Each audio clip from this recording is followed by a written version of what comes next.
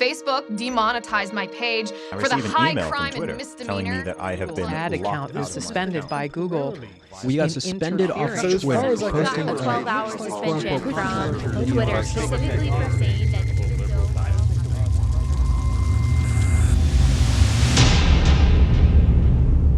My name is JP Sears. I'm a comedian and video creator. So I started posting videos, I believe in 2013. And at the time, they were just insanely boring videos, life advice videos on different topics. I'd like to ask you today, how can you truly heal depression? When I started making comedy videos, some of them started to get some great views. In fact, I remember the first one. Being ultra spiritual has nothing to do with actually being spiritual, because no one even knows what that actually is. Being ultra spiritual means you look spiritual. I put it on my YouTube channel. After about a week, it had 1,000 views, which astonished me at the time. My name is Brian Amridge. I was the senior engineering manager at Facebook. I saw the role that communication technology could have in giving somebody with no power, no money, no connection to the media, a voice and the ability to get their ideas out there in front of other people. And I believed very strongly that the velocity with which a person could do that was sort of a fundamental lever. I'm Dave Rubin. I'm the host of The Rubin Report, and I'm the co-founder of Locals.com. It's really weird, actually, because, these things are all free and you can sign up for them in 2 seconds. So it's like, oh, wow, this is awesome. It's the Wild West. We can do whatever we want, whenever we want, and nobody's our boss. And we can come and go as we please. It's all fantastic. And that's sort of the way it was for those first few years of YouTube, maybe even for a decade of YouTube, actually. And then slowly, when you start doing some interesting things, you start talking about free speech or start going against the grain or being a little politically incorrect, then slowly things start turning on you. You start noticing when you do things that are more controversial, certain videos seem like they really get depressed, or you're on Twitter and you say something that goes against the progressive orthodoxy of the day and suddenly you get 3 retweets instead of 300 retweets or whatever it might be. I'm Marissa Streit. I'm the CEO of PragerU. In 2011, I was hired to build PragerU. The idea was to create a media educational company on the internet. And so YouTube was the perfect destination for it. Suddenly, they changed their community guidelines. They put notifications on our content. They start editorializing our content, making comments that our content is not accurate or inappropriate. That wasn't there in the beginning. We haven't changed. They changed on us. And so in the beginning, Facebook and YouTube lived up to the creator expectation really well. And then after a few years, I think Facebook really fell from the creator Mount Rushmore. But after a couple years, Facebook just wanted me, the creator, to pay them to show the viewers the videos of mine that they wanted to watch in the first place. We wanted to be like a glass of water. We wanted to be that transparent container that just lets you see straight through to the content. Back then, it really wasn't political. That did start to change.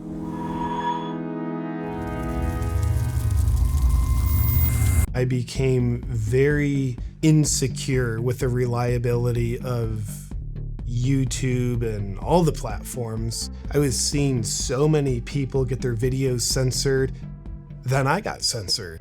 There was a video I made called The Conspiracy Theory Guy, where I'm actually making fun of conspiracy theories rather than touting them. Adam and Eve, obviously, they've created an inbred population of 7 billion people. That's too much for this planet. More importantly, kids can be annoying. Have you ever been on an airplane with kids? I woke up, that video had been out on YouTube for at least a week, and I woke up and video's gone.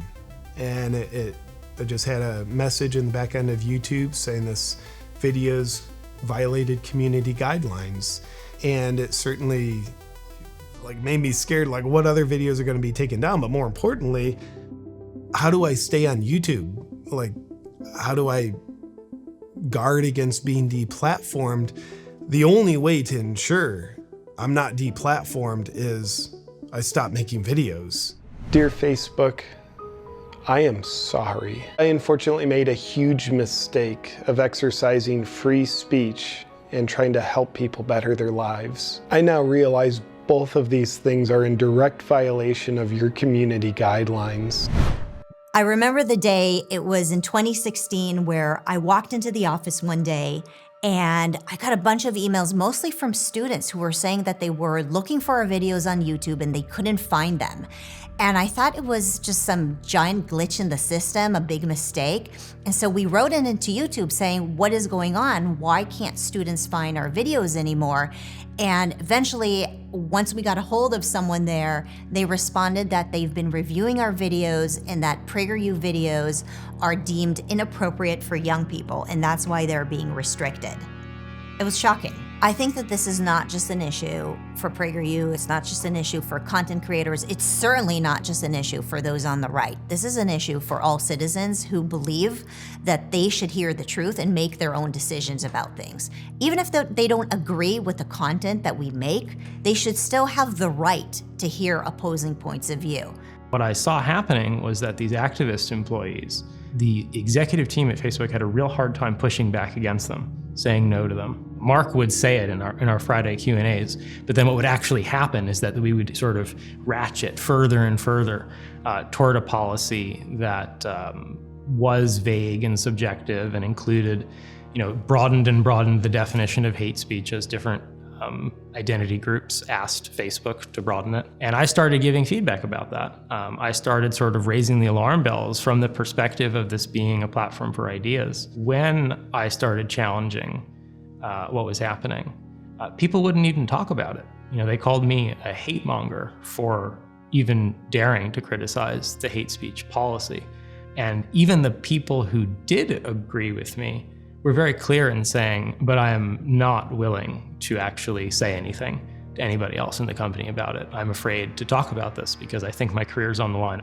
I started pushing harder and harder when I saw that. I started vocalizing more and more about the fact that we were becoming a monoculture, and we started to have issues with people who weren't left-leaning, expressing what they thought, about our content policy, about sort of PR stances the company was taking, how it was defending itself, even, in some cases about the art that ended up going up on the walls.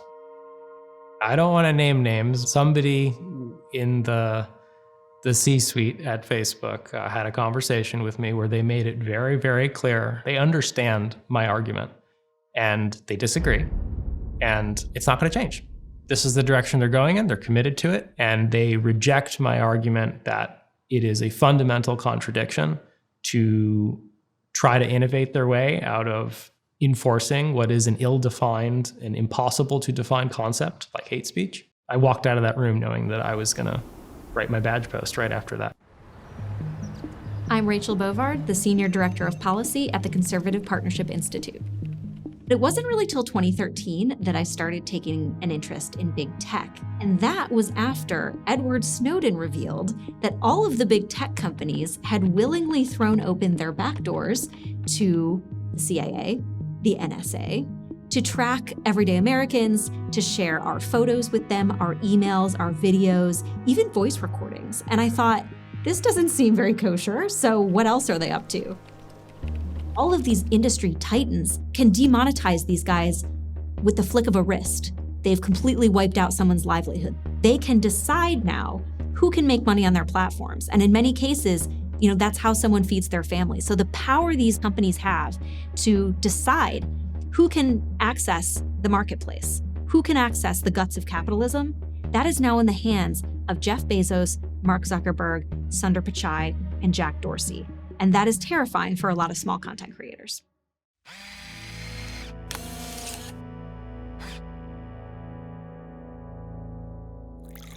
I'm Amy Peikoff, Chief Policy Officer at Parler. The goal with Parler was to go out and compete instead of complaining about the problems with the competitors. And then second, to do that while respecting user privacy. On Parler, The users are not the commodity. You know, in terms of what was making the difference such that they were allowing us to coexist peacefully before and then not later, I think it's because we became a serious threat. Parler doesn't deplatform people for not being obedient to the mainstream narrative. Like, do you have any idea how dangerous that is? You could be exposed to thought and truth. What are you gonna do over there? Exchange thoughts and express yourself? Don't be a racist. Can we get some thought police on Parler? Is it too much to ask? Parler doesn't violate you with its community guidelines? It's almost like they don't want to track me. The phrase build your own is one that's always hurled at people who are unhappy with the content moderation. Hey, if you don't like Google, you should just build your own Google. At Parler, we made our own platform. When we saw first Amazon and then Apple and then vendor after vendor leave. So if you can imagine that, you know, you're playing whack-a-mole and then suddenly here and there you're being given a new bout of whiplash. That was what life was like. That was a massive escalation, because it's one thing when you just, take out one person. So Alex Jones gets booted from Facebook or YouTube. But when they took out Parler, this was, in essence, competition to Twitter. It was competition to big tech. They had 21 million users, and they blew up the servers. I mean, it's really that simple. They went to Amazon and they said, end this company. And really, that was sort of a mafia tactic. I think they know that if people are given a viable platform, a successful platform that is a competitor that offers more ability to decide for yourself what you want in your feed, and that you know you're not being manipulated, you know that you are not having your data mined, you are not the commodity, that competitor now becomes very dangerous. And I think that's one of the reasons that they wanted to shut us down. So we've moved way beyond not being able to post on Facebook or send a tweet. And we've really moved into a phase where a handful of companies are deciding who can participate in public life. These handful of companies very much control the avenues to public life. If you don't hold views they agree with, they can deplatform you not just from their platforms, but from participating in greater society.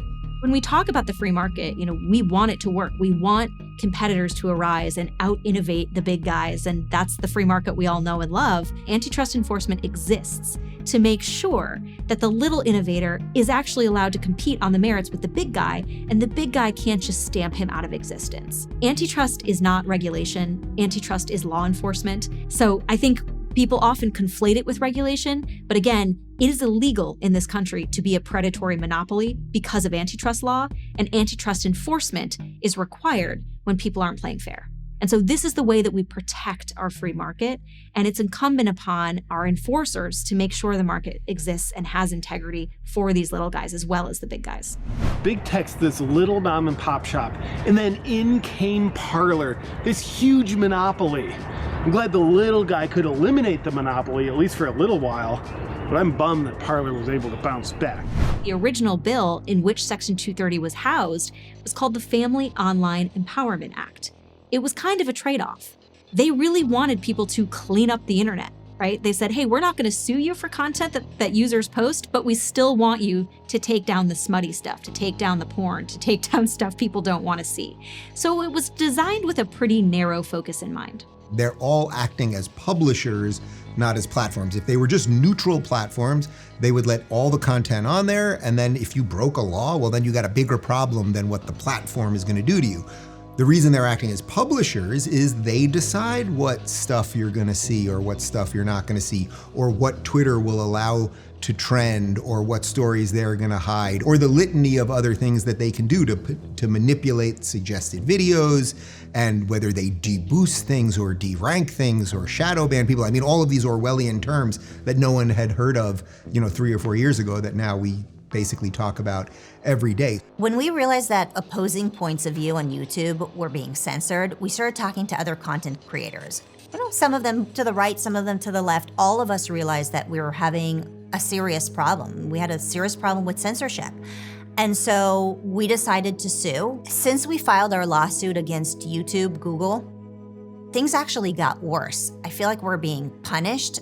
Not only are our videos restricted, now we're actually getting these little editorial pieces that they add on our videos where they mention other opposing views and other websites that people should look at in order to refute the points that we make in our videos.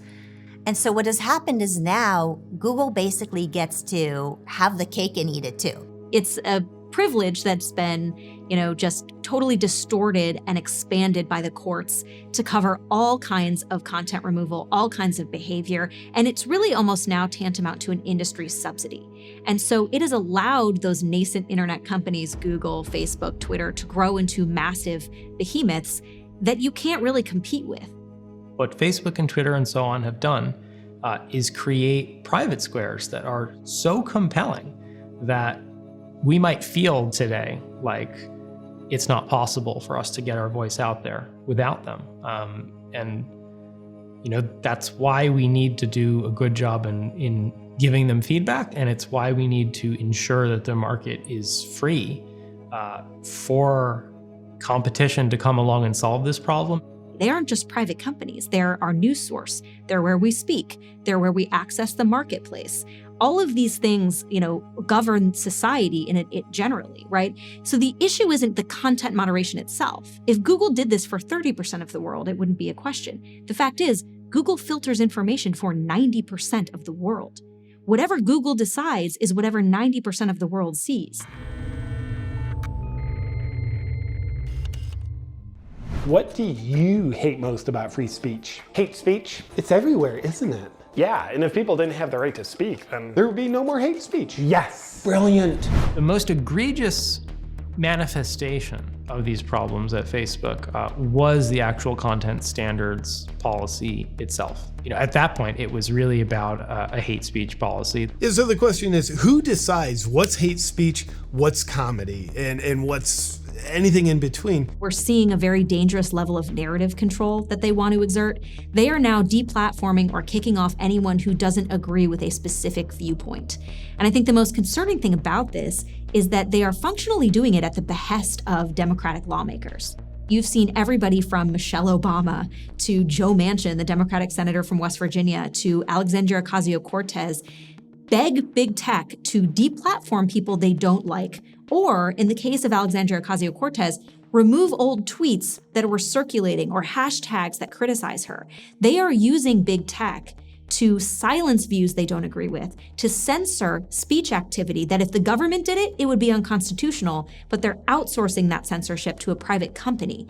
And that fusion is the most concerning development that I've seen in the last couple of months, because that is the definition of fascism. Is that what you want? Is that what you want? Do you want a government that then calls up big tech and doesn't allow you to hear information that pertains to you, your life, your rights? This is not an issue for PragerU. This is not an issue for any content creator. This is an issue for all citizens. They are manipulating us in ways we cannot imagine. It's not the ways that they're manipulating us that I can imagine that I'm worried about, right? It's the stuff that we have no idea that they're doing to us, or if they're not showing us a certain amount of stuff. It's a complete war on reality. Their perspective is that people will listen to experts. And we, the very smart, often Ivy League educated people at these companies, can figure out who the experts are. And if we connect the experts with the people will listen to them, and then they will know it's true, with a capital T, true. Hi, I'm the PC police. I use fear, intimidation, and abuse to get you to betray your intelligence. Well, when Twitter tells you that Twitter is an essential human right, what they're saying is we want to stay here forever. We can keep lurching into every part of your life. The word tyrannical feels true to me. It sure seems like it. I think they've gotten to a place where they're not looking to serve the people. They're not looking to serve their users or their customers. It seems as though they're looking to serve their own sense of power, control, and agenda, political or otherwise. As a society, we have to decide, are we gonna let these companies do that? Are we gonna let people who hate different kinds of speech work in tandem with these corporations to shut down views? Or are we gonna stand up and say, no, that's not my America. The America that I know and love celebrates diversity of speech, celebrates diversity of viewpoints, and I want an America where the dissent is tolerated and even celebrated, because that is what makes this country exceptional. That's the kind of America I want, and that's a question that we're gonna have to answer. They would love us to think that we're nothing without them. Our businesses are nothing without them. Our social life is nothing without them. Our self-esteem is nothing without all the likes on Instagram. We are nothing without them. That is absolutely false. We the people, we are everything. They are nothing without us.